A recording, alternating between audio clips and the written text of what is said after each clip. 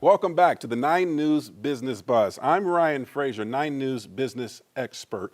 In Lakewood, a major zoning reform is now headed to voters after a successful repeal petition. Supporters say the change expands housing options and affordability. Opponents say it changes neighborhood character and increases density without enough safeguards.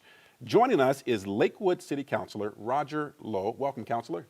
Thank you so much for having me on the show, Ryan. It's great to have you on. I want to get into this. Let's start simple. What does this zoning reform actually change in practical terms for a typical Lakewood neighborhood? Yeah, absolutely. Well, let me lead by telling you what it doesn't change.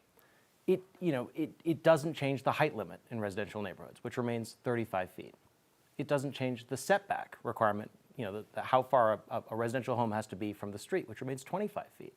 It doesn't change the open space requirement, which is still 50%. So 50% of a residential plot of land has to be open space or green space.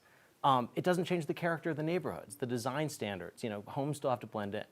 What it does do is allow for the first time residents who want to, on an individual basis, on their own property, to convert their home into a duplex or even a triplex, 3 units, or build an accessory dwelling unit, a granny flat if they want to.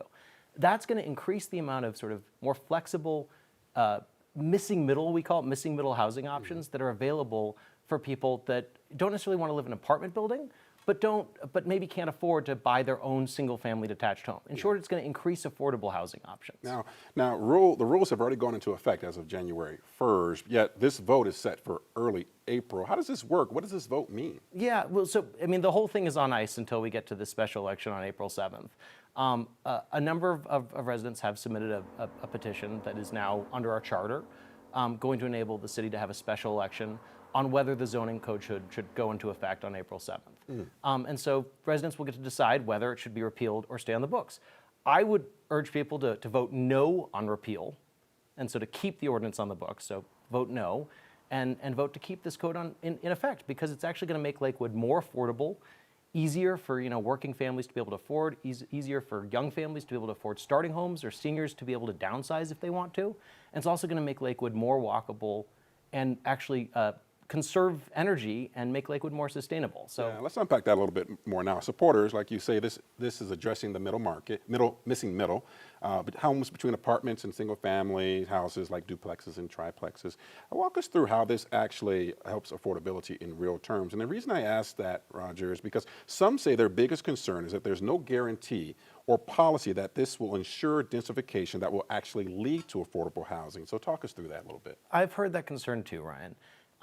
And what I'd like residents to walk away with is this is actually going to increase affordability in 3 different ways. And we know this from other cities like Portland, Oregon, or Kalamazoo, Michigan, or cities in Minnesota that have done this. We've seen an increase in affordability. So number one, the very act of allowing someone to build, it's just common sense, right? If you take a single family unattached home and someone converts it into a duplex, that's going to be a smaller unit that costs less. That's intuitive, right? And we've seen that data in Portland. We know that a duplex or triplex on average costs the individual homeowner about $200,000 to $300,000 less to purchase. It's a smaller footprint, right? It's sort of a gentle density option. Number two, we know from the data, a regional assessment by the Denver Council of Regional Governments showed that Lakewood's share of the sort of the long-term housing deficit that we're facing is over 8,000 units, right? So you cover the economy, you understand this, your viewers understand this. Supply and demand, right? A lot of people want to live in this region. Lakewood is an amazing city. We have amazing parks, state-of-the-art parks, access to the Front Range. So a lot of people want to move here. A lot of people have moved here over the last 10 years. If you limit housing supply in an infill community like Lakewood, prices go up, rent goes up a lot, and it has. So the answer to that is to allow more options over time, which is actually going to sort of ease the supply constraints. So naturally occurring affordable housing like duplexes or granny flats, more supply. And finally, by limiting parking mandates just on transit corridors, right? So if you're building housing, we're now saying, okay, there's still going to be a demand for parking, but we're not going to force a builder to add more parking than they need just in transit corridors. We've already heard from folks who are planning below market affordable units in Lakewood that would allow them to build more affordable units. So in 3 different levels, it'll actually increase the supply of affordable housing. Yeah, now repeal supporters, those who want to repeal this zoning change, Councilor, argue that this was way too much change too fast and that infrastructure, traffic, and neighborhood character weren't adequately considered. What do you say to residents who feel that more time and effort is needed to bring neighborhoods along and homeowners along this journey before such a change were to go into effect? Well, look, Lakewood voters are going to have a chance to weigh in on this in the special election. We're having a citywide election. I would say this came out of a 3-year extensive process where we heard from literally thousands of residents. There was something called the comprehensive plan in Lakewood that took 2 years to develop. We talked to thousands of residents.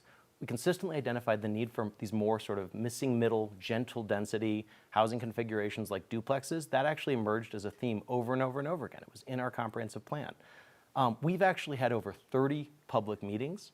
We made over 60 changes to the zoning code over a year-long process based on extensive community feedback. Some of the changes in the zoning code were telegraphed to the community in a newspaper that goes out to every resident in Lakewood called Looking at Lakewood 3 different times. There were open houses, there were at ward meetings where our planning director talked to every member of the community. And this is not going to be a radical change overnight. We've seen that in other cities. In places like Portland that have put this in place, what you see is very, very gradual change. You actually don't notice anything right away. It takes a long time. Maybe a house becomes a duplex over time. It happens sort of organically and gradually and in a respectful way that respects the character of the neighborhood. This is instead of large, big apartment complexes. This is an alternative to that. Things that people maybe change the neighborhood very suddenly. This is an opportunity to change the neighborhood very, very gradually in a way that makes it more environmentally sustainable, more walkable, and more affordable. Yeah, one of the reasons, and we talked about this offline, that we thought this is such an interesting and informative topic to talk about on the Business Buzz is because it has implications not just for Lakewood, but for other cities and towns around and throughout Colorado. So let's broaden this conversation a little bit as you think about how this applies not just to Lakewood but to the region. How should cities think about sequencing housing density first or infrastructure first, schools, road, water, parking? Those are real concerns for our residents. How should cities be thinking about how they sequence these? Yeah, absolutely. I agree with you. This has regional implications, no doubt. And by the way, this is because it will be done so gradually. This is going to be done in a way that the infrastructure is going to be able to keep up with the demand. The number one reason we need to do this, Ryan, or one of the top reasons I should say, is we actually know that as more and more housing gets built, that's going to lead to sprawl on the edges and the periphery of Denver. That's going to lead to the destruction of a lot of trees. The number one reason to do a zoning reform is to prevent that, right? For every duplex or triplex that we build in Lakewood, that's a new house that doesn't have to be built, a bunch of trees that don't have to be chopped down on the outskirts of Denver. We actually know that, to meet the housing demand, 50% of that is going to come into green space. And so this is meeting demand in a way that's environmentally sustainable. Councilor Roger Lowe, thank you for being here on the Business Buzz. This is one of those decisions where land use, affordability, and neighborhood identity all collide. And Lakewood voters will decide this April what they want from their city. For the 9 News Business Buzz, I'm Ryan Frazier. We'll see you next time.